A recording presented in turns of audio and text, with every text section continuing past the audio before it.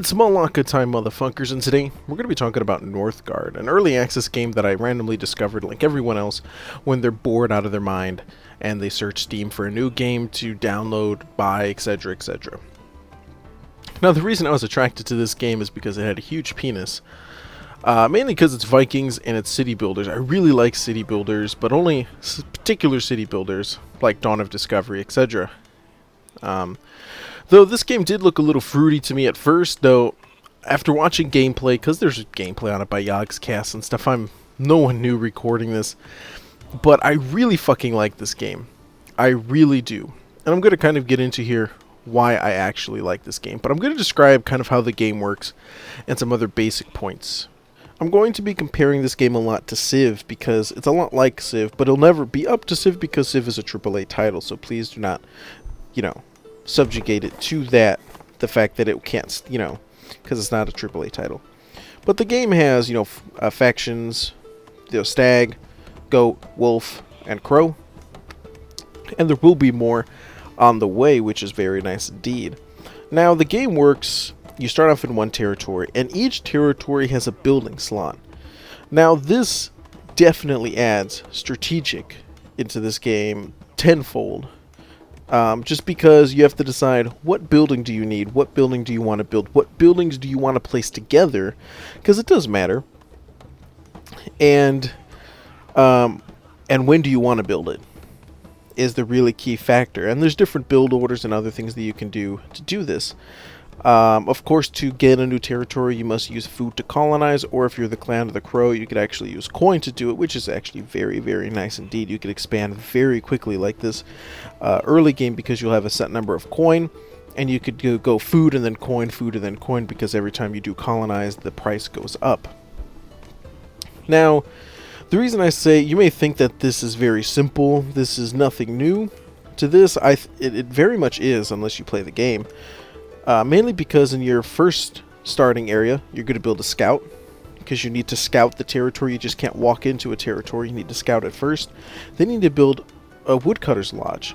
Or maybe what I do is I build a scout, a housing, because you don't want to cap on housing. As you can see here, I capped on my population in the top right hand corner. I capped. You don't want to cap, but you want to be scouting, and also you're going to need a woodcutter. So you're going to need wood too. But mainly what I like to do is I like to build these three things, and then you usually start off with 3 citizens. I'm going to call them citizens or peasants. And I would, put 2 scouts, scout out as many areas as I can, as quickly as I can, and try to find food. Now we're going to get into the resources here, because food and wood, so wood you can get anywhere, but the territory, if it has a forest in the middle, and it specifically says forest, it's just a giant clump of trees, then your woodcutter will get 20% more production. But this isn't necessary. But for food, it is. So when your guys pop out of the building, because you need happiness, and then the peasants come out, they automatically scavenge, which gives a low amount of food. So what you really want to find are farms, fish, deer, and sheep, but sheep are kind of, only if you're the goat clan, you can build a sheep pen or something like this, and it will give you steady food, or you could slaughter the sheep and get a straight 80 food. Of course, it's better to build the pen, but if you can't, you get a free 80 food. I think the deer are the best food in the game, because I think they scale better in terms of upgrading and having a silo building next to it, which increases the production of it and so forth. So when you want to scout, you have to scout out the territories and see if there's a farm near you, because maybe you want to settle there first and get your food production up as quickly as possible. Or maybe there's some wood you want to move or maybe you want to build your woodcutter there instead of in your main territory. There's things like this too. There's a whole other different combinations. Some people I've seen build, you can build a barracks automatically, and there's a lot of things that you have to do. I'll give an example here. It's just sort of like when you build, because again, there's only so many slots, you need housing, so you never cap. Then you need to get wood. Then you need your growth, your farms. Then you need a territory to place your market, your trading post, and your market, because the market, you could use the coin to buy supplies at 50 at a time, which can definitely help you in a pinch. And then you need a healer to heal your guys when they're very low on health. And then you need a barracks to recruit your men, and so forth and so forth. And maybe you need a silo in with your farm, and maybe that's only a 2-building province. Then you're kind of fucked because you want the silo, because the silo not only stores food, but it also increases the production. And you really need that for your food so you could survive through the winter. Now, this is an aspect of the game that I didn't actually get into. Unlike Civ, this game has winter. Now, winter adds a great aspect to this game just because it's winter. You go negative in food and wood because your people use more because it's fucking winter. And also you gain less resources because I don't think wood is affected by... No, is wood affected? I think so. I think fish aren't affected, I'm not sure, by the winter scaling, but you'll just go negative. The production of your food and wood and such goes down, and you can see you go negative, so you have to save food. You have to store food for the winter. And you have to store firewood as well, and also you have to watch out for special events like rats eat everything, or a giant earthquake and damages all your buildings, so you need to save up a whole bunch of wood just to make sure you could cover all the repair cost and the winter too. So there's a lot of dynamic to this, because you could say, do I want to use this food that I have now to colonize this territory to build this, which can then help me a lot more in the winter? Or do I wait after the winter and save up more food? Do I want to build this before winter because I'm going to use all my firewood? When do you want to do this kind of thing? It's a very, very intricate system with not only adding this, plus the building slots, when to build it, why to build it, how to build it, and when should I colonize this? What should I do before winter? I need happiness, I need soldiers, I need to be healed, I need to increase my population. Hey, maybe that yellow player, which is also in the game, you can see the bottom left hand corner of the map, the yellow player, he's doing really good on, he's going to get a wisdom victory, it's what it's called, but I call it lore because it is lore, but it's wisdom. It's called wisdoms because, I made a mistake here. It's called wisdom because there's, below the tech tree, there's 4 wisdom blessings or something. Well, they're called blessings, but whatever. Once you get those 4, you win the game. It's a wisdom victory, but it's lore, whatever. Anyways, but maybe he's 1 blessing away and you need to kill him really quick. Well, you need to build, you know. Do you know what I mean? There's so much intricacy into it, and the game's only in early access too. And I already feel like this game already has a lot to offer. And I feel like I'm doing a promotional thing by saying all of this, but I actually really fucking enjoy this game. No one paid me to promote this game at all.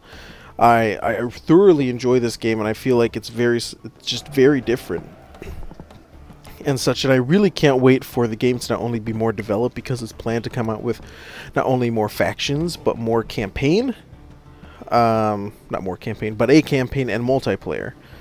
And if it could come out with more factions, be more... it's pretty optimized to my point, but maybe more map stuff, more different buildings. I don't want it to get too complicated, because you already have the building slots and stuff. You don't want a whole bunch of different buildings that do different things, which could add way too much complexity. I'm not saying complexity is bad, but when you get too complicated, it's just so fucking stupid. But just overall, the game is just such a blast to play. There's one thing that I did want to kind of get in here at the end, because I've explained overall kind of how the game is. Because you have food, wood, coin, then you have stone, and I think that's iron. Food, as I already said, what to give. You get from farms, fish, deer, etc. Wood you get from woodcutter. Coin you gain from the marketplace. You can see here that I'm clicking on right now. There's a trading post and a market. The trading post, you could trade with other clans, and let's say you're overproducing on wood or food, you could give them 2 of them for +6 or plus whatever money. The marketplace is where you could take your excess coin and buy food in a pinch. It's a very nice and handy. With stone is very much needed, and it's pretty prime to get your stone to get up as fast as possible, because you can upgrade your buildings and you need stone. Now, and the last one is iron, I do believe. Iron is used to improve tools, which improve the production or fighting of units. and so forth. Other than that, I don't think it's used for anything else. I'm a little bit unsure. But stone is the main culprit here that you need early on. But once you kind of upgrade all your buildings and you have a shit ton of stone, there's kind of no point. But the resources are very simple and straightforward. But the winning conditions, as I've discussed earlier, with wisdom, you gain all the blessings and you win the game. There's domination, which is pretty easy. Coin is, I don't know if I explained it all the way, but coin is where you have to have like you have to have made 8,000 coin by the 8,000 coin, then have a certain amount of coin in stock, in your wallet, and then a certain amount of merchants. And the last one is fame. I actually quite like this. Fame is a new thing you could see where it says in the top left hand Malaka clan, and it says my fame. Fame is gained by raiding.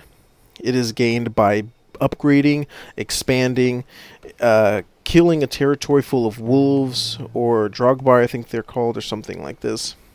There's a whole bunch of things that give you fame, and you could organize feasts to give you more fame. I did get a fame victory yesterday with the Clan of the Wolf because, again, military victory for the win. But there's a lot of other things that give you fame that I will not discuss here.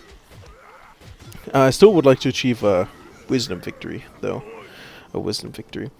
Quick note, how you gain lore is that there's stones that scribes can... They're called lore masters. I call them a scribe, but that could give you more lore. There's other things that could spawn throughout the map. There's kind of key things, too, that are cool about the map.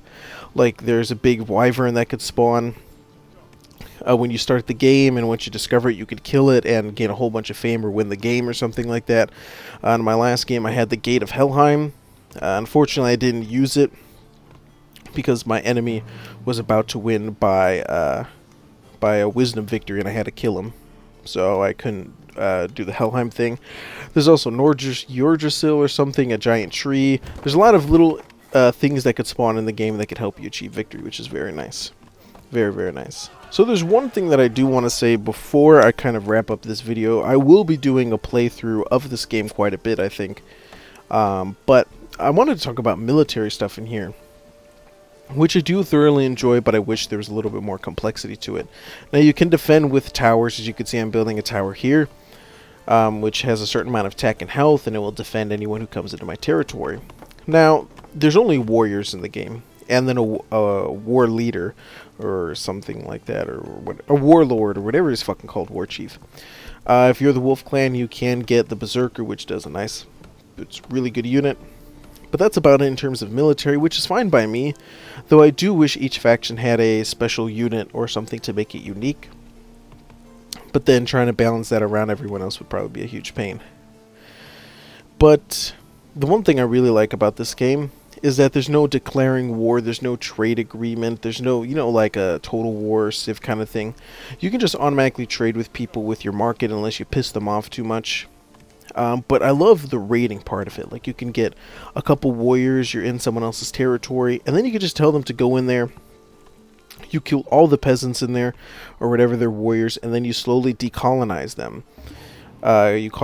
Basically just stay in the territory and make sure that they can't retake it, and then it will slowly tick down to where they would have to recolonize it again and spend more food. And it's really nice because you could go to, let's say someone's trying to achieve a wisdom victory.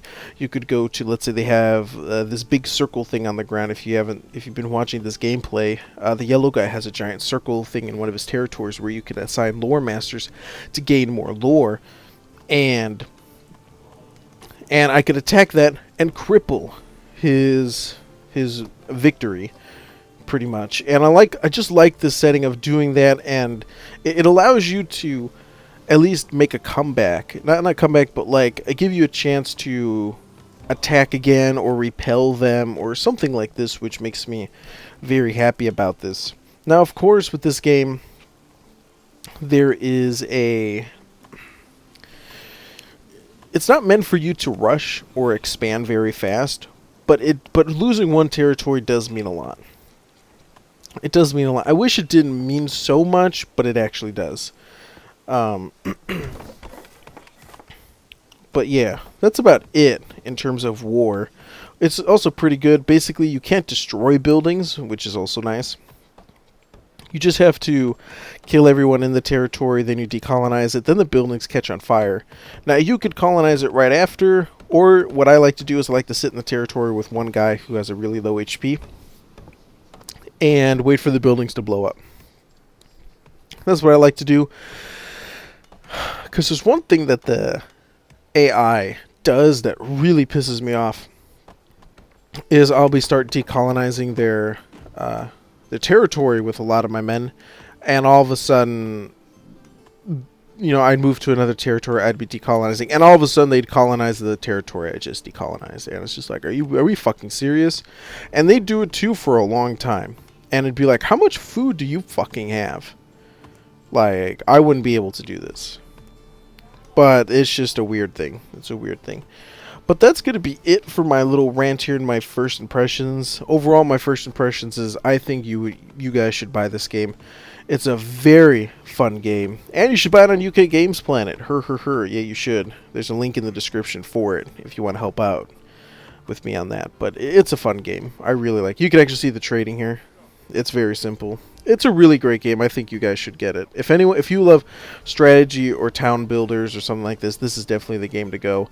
And they are updating the game. I mean, if Yogscast can, you know, make more fans, and if they have the money, I believe they will finish it, because they just released the game so and so around. I forget when. I think it was this year. And already there's so much in this game already that it just kind of blows my mind that, you know, because compared to early access, there's a lot of early access games that are fucking shit and horrible. Sort of like, there's one game that I forget what it's called, Dead Living, or some. Actually, I have my Steam open now. Hold on, I actually gotta take a look at it because Lord Bear made me get it, but I don't think I actually bought it. Yeah, The Dead Linger. Yeah, this game was early access. They had enough money to finish it, and they never fucking finished it. They stopped production, you know, stopped it completely, and it was stuff like this. But I don't believe this game would be one of those games. I believe this game will be like The Forest, but actually will finish in like 6 to 7 months. But The Forest is a game I remember when it came out. It was cool. It was cool. It wasn't finished, but man, those motherfuckers are updating that game like a son of a bitch. And even though they're nowhere close to done with the game, it's going to be fucking great when they're finished with it. And they just keep updating and updating The Forest. And that's what I believe this game will be, but not taking as long. It's going to be fucking awesome when it's done. Anyways, guys, I want to thank you all for watching. And please, if you plan to get this game, you can buy the Steam Early Access. They do have early access games on UK Games Planet, which is not region locked. You can get it for maybe a couple bucks cheaper or just about the same price. Anyways, I want to thank you all for watching, and I hope you enjoyed.